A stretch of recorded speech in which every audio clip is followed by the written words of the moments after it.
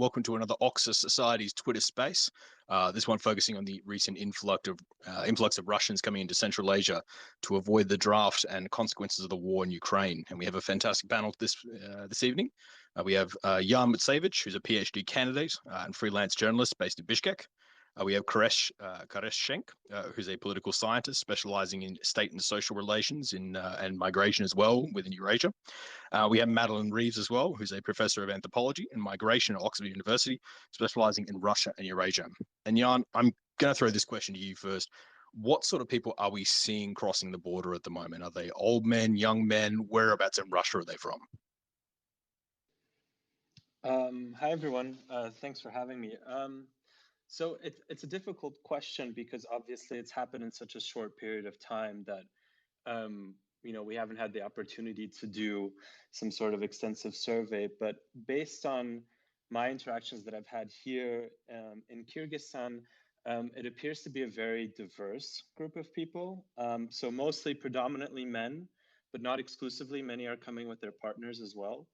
And I would say the range is from 18 to people in their early 50s.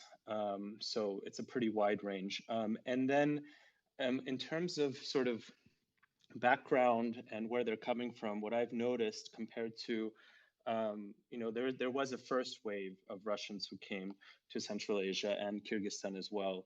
And they tended to come from kind of bigger cities, from Moscow and St. Petersburg. They had a plan, that it was a decision that they had thought through. And the recent arrivals, it's a mix. So you have I've met people from the Russian Far East. I've met people from Tatarstan, from the Ural region, from most every city in Siberia. A lot of people also from cities that are close to the Kazakh border. So I've met people from Kurgan and Orenburg and places like that. So, but also people from southern Russia and even from Murmansk. So there are people from really, I don't think I've in a single place I've met such a diverse group of people from so many different cities and towns in Russia. Kores, obviously we did see a wave of migrants come in February, and I think Jan alluded to it a little bit. At that point, Kyrgyzstan welcomed them in and give them a lot of programs to help them as digital nomads. How are these migrants coming in now differing from the wave we saw coming in February? Yeah, thanks for the question and thanks for having me.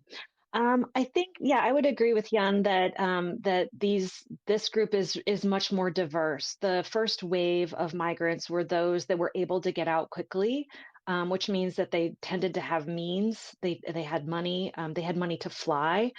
So we didn't see the same sort of build up at the kind of the lines at the border, at the land crossing borders that in February and March that we see now.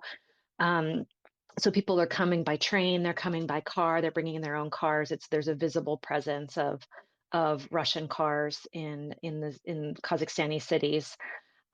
So it's everybody now. Whereas in the first wave, it was more professionals that were coming to Central Asia to maybe find some job opportunities further on in Europe or what have you. And so now it's just those people are also coming now, but we also see a much wider selection of professions and socioeconomic sort of backgrounds and locations and things like that. So Madeleine's still on her way. She's just sorting out some stuff. So I'm going to throw it back to Jan. How is Bishkek, where you are, reacting at the moment? Are they welcoming them in with open arms? Are people a bit annoyed about these Russians coming over the border? What seems to be the reaction in Bishkek? Well, I mean, it's a mixed response because it's happened so quickly.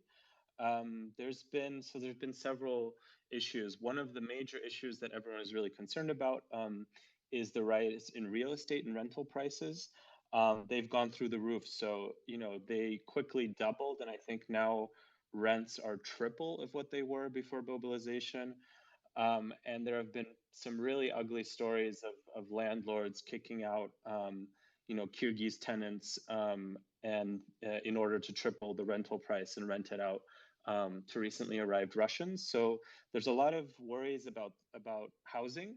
So that's a major issue of concern. And that's something that, a lot of people are talking about, but that hasn't translated into any negativity towards, the Russian new arrivals on the streets or in cafes or in other places. I mean, everyone's been incredibly hospitable, and there have been a lot of different initiatives here in Bishkek, and I've heard of others in Kazakhstan to help new arrivals. But the housing situation is definitely something that that people are worried about. Kores, what cities are these people coming into? Is it mostly just the big cities like your Almatys, your Astanas, your Bishkeks, your Tashkents, or are we seeing these Russian migrants come into the smaller towns and cities as well?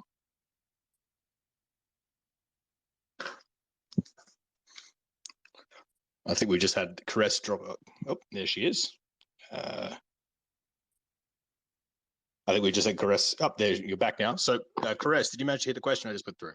I'm sorry, I didn't hear. I was having some trouble with my sound. No problem at all. So what cities are these Russian migrants coming into? Are we seeing them just in the major cities like Astana and Almaty and Bishkek, or are we seeing them in the much smaller cities throughout the country? Yeah, so since many more people are coming through the land borders, we see people stopping in the northern cities. So we see people, we saw huge populations of people in Uralsk, because this is right across the border from, from the westernmost border crossing points in the south of Russia. We see a lot in Pavlodar and in Kostanay. And they're coming there and staying for a little while to kind of sort out some things, and then moving on to bigger cities. So, so certainly, I think that the movement into these northern cities is going to be somewhat temporary. And at the same time, the rent prices in these smaller cities is much more reasonable. And so if they find that, they might find opportunities, again, it depends on profession.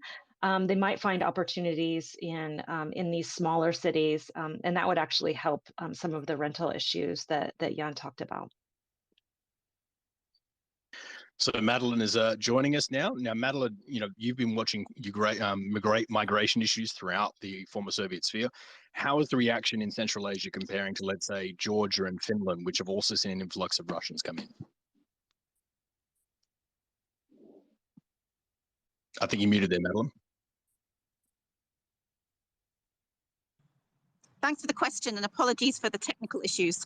In terms of the reaction, I mean, I think as Jan and Karas have already alluded, those reactions in Central Asia are not singular. So it's kind of tricky, I think, to generalize. That said, I think certainly in Georgia, not least because 20% of Georgia is occupied by Russia, the reaction in Georgia has been very, very different from that in Central Asia. And I think also because of sort of the historical ties, but also the historical ambivalence that certainly thinking in a Kyrgyzstani context, sort of people feel towards Russia, I think explains the very sort of complex and quite ambivalent attitudes towards the new Russian migrants who've arrived in these latest waves.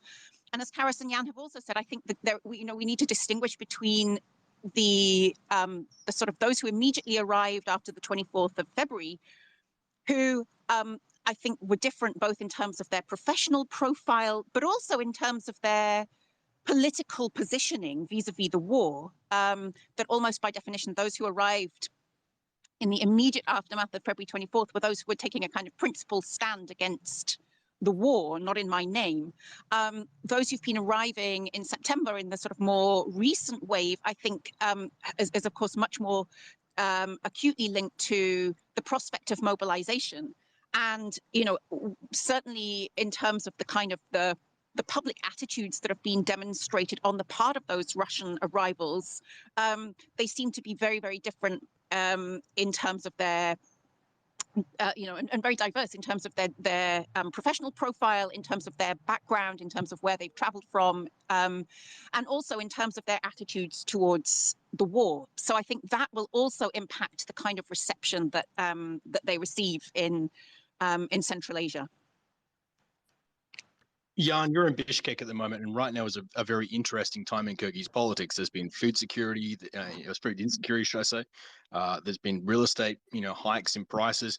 How is the local population reacting to this, and do you think this will have an effect on Kyrgyz politics going forward? Hi. I mean, I agree with what Madeleine said in terms of the ambivalence. I think the response is highly ambivalent, and you see it also in terms of some of the events that were organized here to welcome some of the newly arrived Russians. So I went to one, and there were a lot of young, very progressive Kyrgyz activists, and one of the first welcoming talks they gave was about cultural sensitivity and kind of a mini lecture on Russia's colonial history and things like that. And it was interesting to gauge their response, because there were obviously some young people from all over Russia that had never even really heard the term colonial or decolonial, and they seemed completely lost. And so there was a little bit of a misunderstanding, I think, between the public and the people that were addressing them.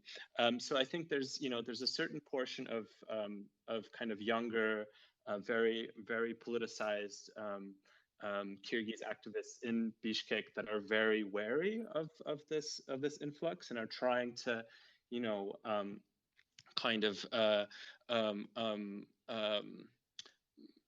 kind of develops techniques, and to kind of counter what they can perceive as kind of imperial thinking on the part of many Russians that may not be conscious of the way that they're behaving in Kyrgyzstan. So that's one thing, and then and of course there's the I mean, like I mentioned, the housing issue is a big one, particularly because we're dealing with an issue where there were just there was the border conflict between Kyrgyzstan and Tajikistan.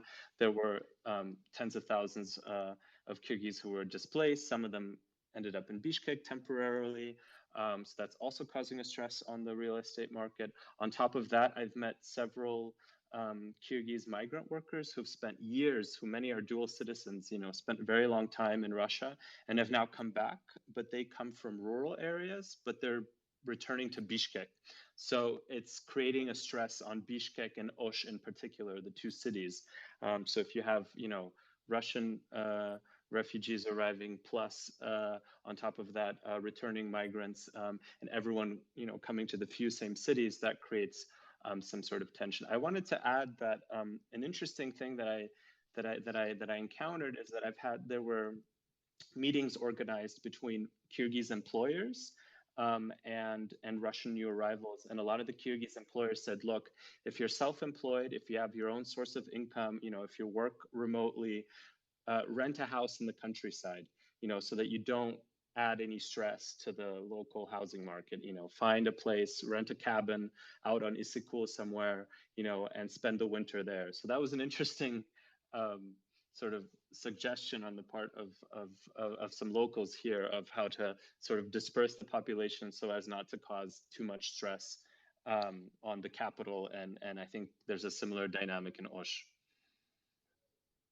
Kores, obviously you've been watching the press quite closely at the moment. How is the press covering this latest influx of migrants, and how does it compare to how they were covering the February influx? Yeah, so in the Kazakhstani press, we see that there's, the government is always extremely careful about, covering anything related to the war. And so they do tend to stick with facts and figures, official statements and things like this. And this has really not changed remarkably, though the government itself has been a little bit more resolute against Russia. The independent media, though, I think is where we see more people kind of digging into the social side of analysis of the Russians coming. And I think that there was some, there was certainly some coverage in February, March, in the spring. but there's just the intensity of the press coverage matches the intensity of the people movement that we see. So, I mean, we're talking about debates over questions of whether Kazakhstan should close the border altogether, talking about rises in rental prices, everything related to the Ukraine war.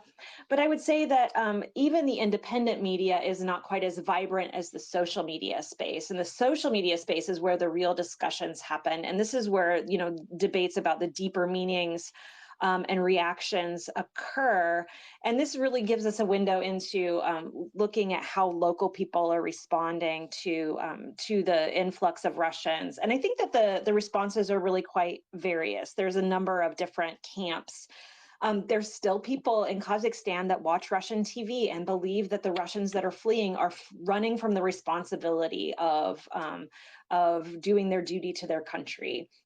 We also have Ukrainians in Kazakhstan who obviously don't want to help this new influx of Russians because, you know, their government is killing their people. We do have a part of the population that supports Ukraine because they see Kazakhstan as in a similar position vis-a-vis Russia, both geopolitically, so like on a security dimension, but also in terms of this post-colonial perspective that Jan mentioned. And this is a really this is a young population, but they're very kind of aware of their post-colonial sort of identity. What's interesting, I think, is that that these kind of post-colonial voices have collided a little bit with nationalist voices who want territorial autonomy, increased cultural space for Kazakhs and for Kazakh language. And it's a little bit difficult for me to draw the lines between nationalist voices and those who are seeking distance from Russia out of a more post-colonial impulse. And so some of this manifests in statements like, well, they can come, the Russians can come, but they better remember their place in society here. Or any sort of inklings, reactions about any sort of ideas that Russians might want to take a dominant place in society, that they might want to recolonize Kazakhstan. Of course, this also manifests around language issues, demanding that incoming Russians learn Kazakh, which has also always been a controversial and sensitive issue way before the Ukraine war. But the war has certainly catalyzed a language revival, and not only along ethnic lines. We see both Russians and Kazakhs understanding the importance of Kazakh language in this moment. And I think it's actually even become a bit of a joke. So it's become a real practice to ask people, like, who does Crimea belong to? So people will walk up to Russians on the street and they will ask, who does Crimea belong to? In fact, there was an activist that was arrested and charged with hooliganism for asking this question to a number of people. And he posted his video on TikTok and it went viral.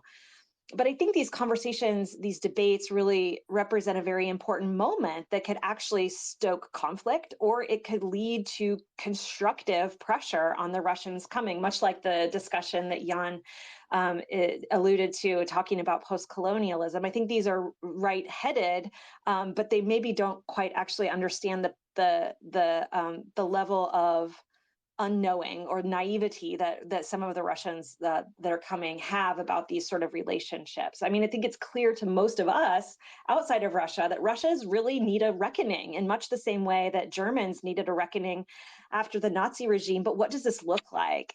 And how do questions like, who does Crimea belong to? How do they fit into this? And so I think that we need to think about what kind of answers we want to hear in response to those questions, and how they can open up conversations instead of conflict. So I've challenged my students to think about how, if they love their country, can they constructively be a part of solving conflicts that they feel are brewing or potentially brewing in society.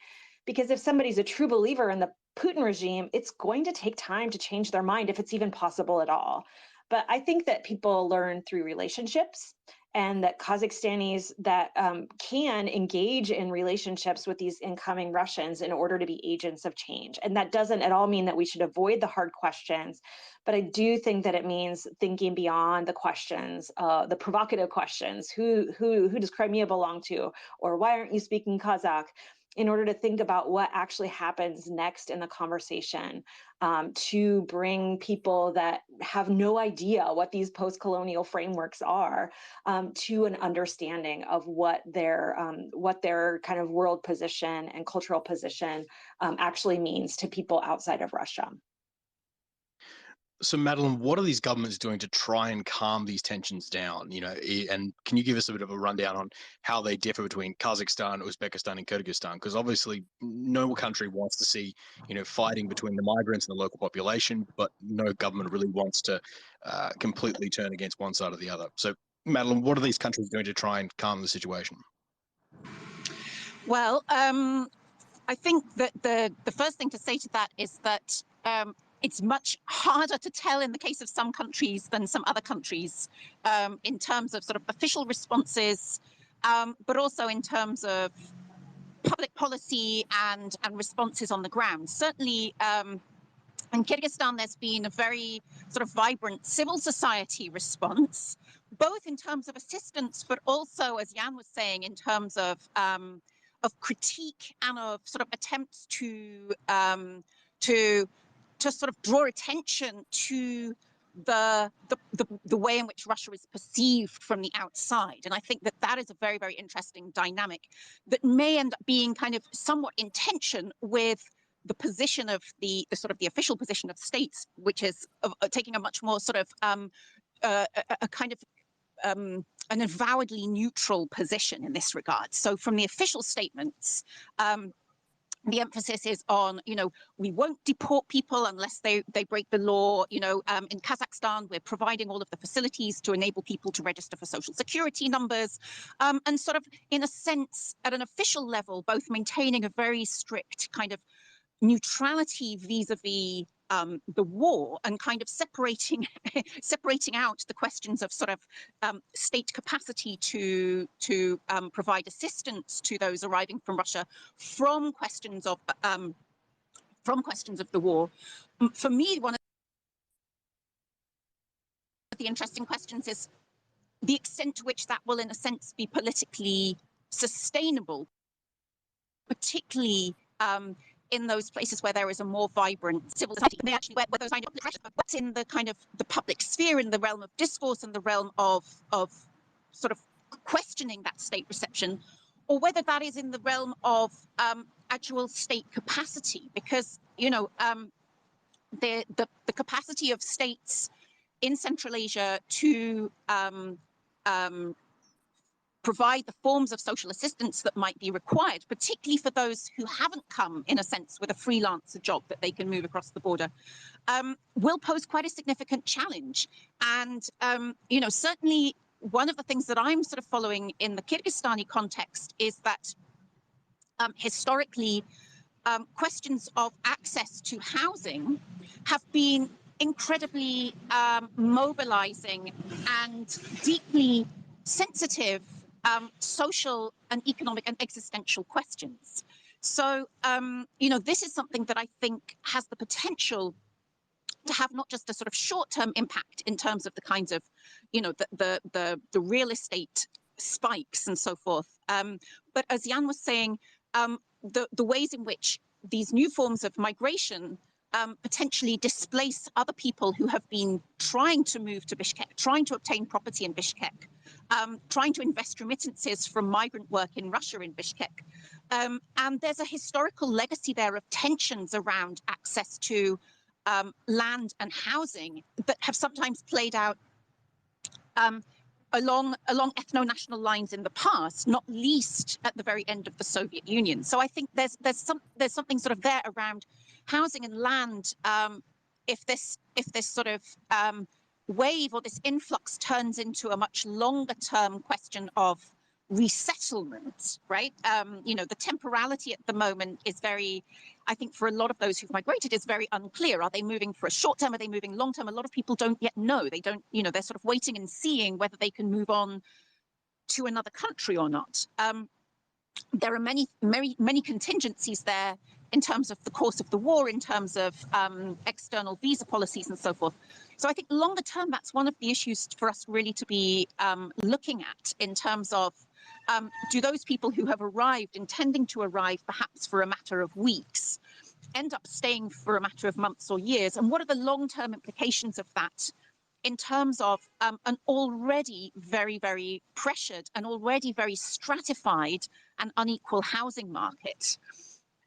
So those are some of the sort of issues that I'm really interested in attending to, and I think those are somewhat at divergence from, let's say, the official state line, which is sort of to say, don't worry, there's nothing to, we're handling this. There's nothing to worry about here. So if you just joined us, this is another Oxus Twitter space, this week focusing on the influx of Russian migrants into Central Asia. If you have any questions for our panel, the Oxus DMs are always open, so you can send them through and I can put them through to the panel. Jan, I'm going to throw this one to you. You know, if Russia does clamp down and they call the people across the border draft dodgers and suggest that they will be arrested upon re-entry into Russia, how are the local populations likely to react, and how do you think the local governments will react to knowing that a lot of these migrants cannot go home at this point? Well, it's a major point of concern now among Russians who arrive here. It's one of the first questions they ask. So a lot of, they're not very well informed about Central Asia. And, we can talk about the reasons for that as well. But there's a lot of paranoia among sort of the draft dodgers that arrived, because in their mind, Central Asian states like Kyrgyzstan and Kazakhstan are members of the Eurasian Union. And so there's this idea that that Russia has free reign here and can do anything in terms of security and potentially detain people, or people are also very paranoid if there's FSB infiltration, or are there FSB agents roaming around Bishkek or Astana. These kinds of things I keep on hearing, and so I think so there's a very real fear among Russians that they will somehow be forced back. I don't think, in the case of Kyrgyzstan, I think also in Kazakhstan, both presidents have said that they won't. And I also think there's a capacity question, right? There's such a large number. It doesn't seem realistic in any kind of scenario that you would have local security services, rounding up draft dodgers to send them back. So I don't think it's a realistic scenario. And I think a lot of people are also, Russians who arrive here, are all kind of shocked at the relative freedom of expression. It's relative, of course, but compared to Russia that they experience here. So that's also kind of an adjustment that they make. And then in terms of the local population, I think I agree with Madeleine that, those who, for example, who have been evicted already, are starting to kind of talk to each other, and there could be, potential for protests, for people to protest in front of the government to assure access to housing. So I think it brings to the surface other issues that are there, right? The fact that renters here have no protections, no guarantees, that landlords can do whatever they want, this kind of thing. And then I think, but the interesting issue is that, and I wanted to, this was discussed a little bit earlier, but I think it's important, is that you have now, with the new influx of Russians from different socioeconomic backgrounds, you have interesting dynamics, because I think, the whole sort of very progressive crowd that Kress was talking about, who are very aware of the post-colonial history and so on, they tend to be in conversations with Russians who kind of have similar backgrounds, like they're having that discussion here. Whereas, kind of more lower class Russians from other cities, they actually tend to have more, have had more interaction with Central Asian migrants in Russia, which is interesting. And so they often have colleagues who are from Kyrgyzstan, who are probably not treated very well, in their work, but they have these connections. And so now you have the situation has flipped, where all of a sudden you have Russians reaching out to their Kyrgyz workers or Kyrgyz staff, or other Central Asian migrant staff that they used to have in Russia, and saying, "Hey, can you help me out? Can you find me some housing? Do you have any family members there?" And I think at that level there is a lot of mutual aid happening, but it's an interesting moment where all of a sudden it's the Central Asian migrants who know the local context, who have more knowledge, more resources, more social capital to help kind of these Russians arriving. So there's also a class issue, I think, here that's important to keep in mind. But getting back to the question of the kind of political ramifications of this, it's difficult to tell, right? There's also, I think, a certain category of Russians who are arriving now who don't have a lot of, who don't have a career year. Let's say you're 18, 19-year-old student or someone, with kind of a blue collar job, and they're starting to look at the local job market and they're seeing super low salaries that won't cover the new rents that they have. So they're all of a sudden, kind of in a difficult situation. So I think there's going to be also a question of what happens with the labor market here because of the low wages and the really high housing prices, right? How do you make that equation work? So, Caress, if we see the draft maybe expand to Central Asians living inside Russia, are we likely to see a huge exodus of particularly Tajiks and Uzbeks who are in Russia working come back home and try and look for housing as well? Is that said to add another layer of complications to this if they do expand the draft to include Central Asians living inside Russia? Yeah, that's a good question. I mean, they already have tried to make it attractive for Central Asians or for foreigners working in Russia to join the army with the promise of getting simplified access to citizenship. So the largest migration center in Sakharova outside of Moscow is building a recruitment center so that they can target these migrants for the army. I don't think that there's any legal basis, though, for them to actually draft migrant workers. I actually don't know the legality of that. It seems a little bit outside of what they could possibly do. But nevertheless, what we've seen already is that it's really a mix in terms of migrants that are willing to fight in the war for the sake of access to citizenship versus those who are kind of share solidarity with Ukraine and therefore don't want to fight. I think we see a mix. We haven't seen, I guess, droves and droves and droves of migrants going back home. We saw a little bit of that in February, March. I really haven't heard as much about migrants going home. Somebody suggested even, well, maybe migrants will have better success working in Russia because there's going to be all of these freed up job spaces because of the Russians leaving. I don't know. I'm not sure that that's really. I'm not really sure that is positive development because it just kind of doubles down on all of these sort of racial inequalities and things like that. But nevertheless, I'm not really sure what we're going to see. I don't think we'll see an increase in targeting or kind of mobilizing those Central Asian migrants. But if we do, then it's very likely that they would leave Russia. So, Madeleine, we've seen a lot of these, a lot of people that came over the border just in September have already headed back. Quite a lot of them are already back in Russia. Why have they come all this effort to get into Central Asia and then decided to go back to Russia?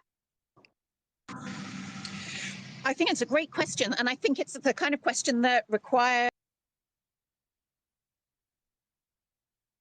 some really good research, which I haven't done. So I'll kind of caveat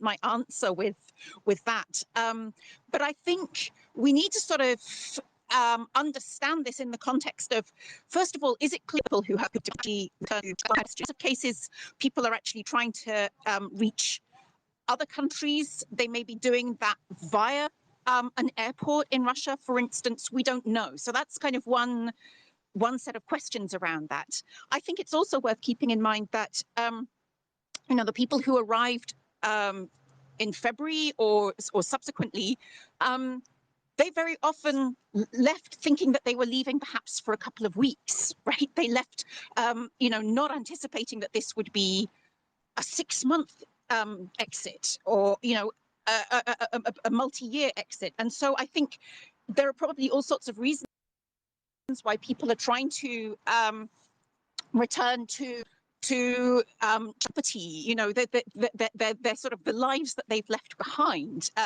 If we just imagine the kind of the practical scenario of people leaving at short notice. So, I think it's a great question. I would be very interested to hear whether my colleagues have any thoughts on that. But I think it's an open question the extent to which those people returning to Russia are doing so on a sort of permanent basis, because for whatever reason they don't feel that they are threatened with an army call-up, or whether they're simply deciding to try and, go into hiding somewhere in Russia itself. I know that that is also the case. That there are people who are just sort of, going underground in Russia. So I think it's really the sort of question that requires much deeper analysis. Jan, I'm going to throw the same question to you. What's your read on this? Why do you think the Russians who maybe came over in September, quite a lot of them have already headed back to Russia? Actually, I'm not sure that that's the case. So I would take those border crossing statistics sort of not with a grain of salt, but just think it's not necessarily the same people, right? That came that are then it's a very active border crossing area, right? There's cross-border trade, there's a lot of activity. So even if you look on, before the war, you would have had a lot of people going back and forth. So you kind of have to, just looking at border crossings doesn't really give you a good idea of how many people have come, have stayed, because that number also includes, like Madeleine said, right, people that then continued onwards, right? Because we're talking about border crossings to Kazakhstan. That's the only data that we have at the moment. And that would include people that then went on to Kyrgyzstan or hopped on a flight to Turkey or went to Uzbekistan or went to Southeast Asia. So that's one thing. Another thing that I've noticed, and that could explain part of the numbers as well in terms of the exits, is a lot of the people who came in February, March, they came, with their family, they first came and they brought their families, they've kind of settled. And a lot of them are waiting, as Madeleine said, they were here for maybe a couple months, and now they're realizing it's going to be an extended stay. Some of them are applying for work visas in Europe, in Canada, waiting to immigrate to Israel. I mean, there's all sorts of different life stories there. And so now I'm seeing a lot of the female partners of these people that arrived in February, March. They're doing, quick runs back to Russia to pick up documents, to check up on property, to ship their stuff, right? And because they're women, they feel like they, and people are afraid that maybe the border will close completely, right? There's always this fear of Russia completely shutting off. And so there's, it's anecdotal evidence, but I've met quite a few people where their female partners are in the last couple of days have gone back to Russia to get their things. So like I said, that number does not really indicate that it's the same people who came from September 21st, that they have suddenly turned around and gone back. I'm not sure it's the same people. Well, that confirms something I thought as well. We're going to have to sort of bring this panel to a bit of a close now. So I'm going to do a 90-second whip around. And I'm going to start with Caress. Where do you think this situation goes in the next, let's call it 6 months? Do you think we're going to see more migrants come into Central Asia, that these migrants will move on from Central Asia and head into Europe or head back to Russia? What's your read on the situation, Caress? Yeah, it's a good question. I mean, it's really hard to predict, but I would say that, like, when we think about migration, we often have a mobility bias. We think people are more mobile than they really are. I think people tend to stay rather than go, which means that that many people will stay in Russia, even if they oppose the war, even if the draft widens. Like Madeleine said, there's lots of ways of hiding inside of Russia from the mobilization without immigrating. Whether people stay in Central Asia or move on, I think that's a much more fluid question, because they're the ones that have already decided to move. And I think, some are saying, well, if I'm already moving somewhere, I might as well go somewhere where the weather is nice, where it's easy to get a job, where now is when I have the choice. I don't really have a choice usually. So I do suspect that we'll see people moving out of the north of Kazakhstan because of weather and things like this, which will put more pressure on Bishkek and Almaty. But Turkey is another big destination. We see people going also to UAE and other places like that. Certainly, if they can get into Europe, they might go to Europe. But language is an issue. Jobs are an issue. These are not simple things to solve. So I think that there's a lot that remains to be seen, because there's a lot of variables that are just kind of moving at the same time. I think the weather in Issacool in December is quite nice, actually. Madeleine, what's your 90-second whip around? You know, where do you think this situation is going to be in 6 months?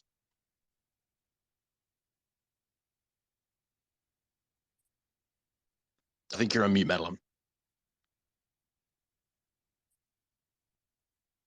That's all right. We'll come back. Jan, what's your read on this? Where do you think the situation is going to be in 6 months' time? I mean, I don't. I think at this point we should really stop making predictions because no one could have predicted that this situation would have happened. But I just wanted to quickly say that a limit on people's mobility is the fact you have to keep in mind 70% of Russians do not have a valid international passport for travel abroad, which is the reason I think predicting the why... future, particularly in the context of war, is always a very risky business. Oh no, I'm not on mute. You should be able to hear me. Do you hear me? Can you hear me? Now I can.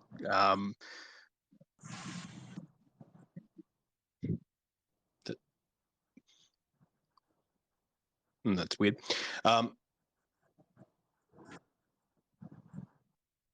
So Jan, we'll go back to your answer there. We'll sort of get Madeleine back for the very end, but continuing with your answer, where do you think this is going to be in 6 months? And obviously predictions are quite hard at the moment.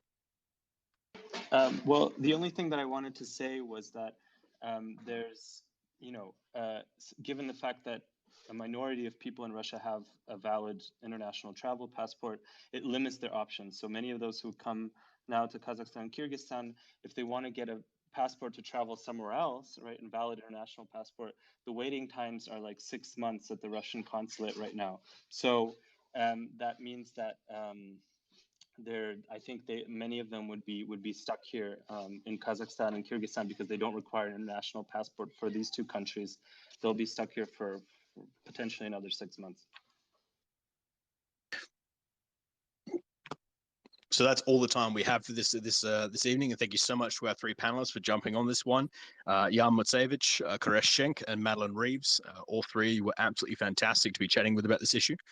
Oxus will be doing more Twitter panels coming up, and obviously check out the Oxus podcast, Spotlight on Central Asia, going through the biggest stories over the fortnight, as well as one big story affecting the entire Central Asian region. But until then, thank you for tuning in. This will be available on Twitter for the next week or so, and it'll be on YouTube after that. But until then, thank you for listening. Good night, and another thank you to our panelists. Thanks a lot.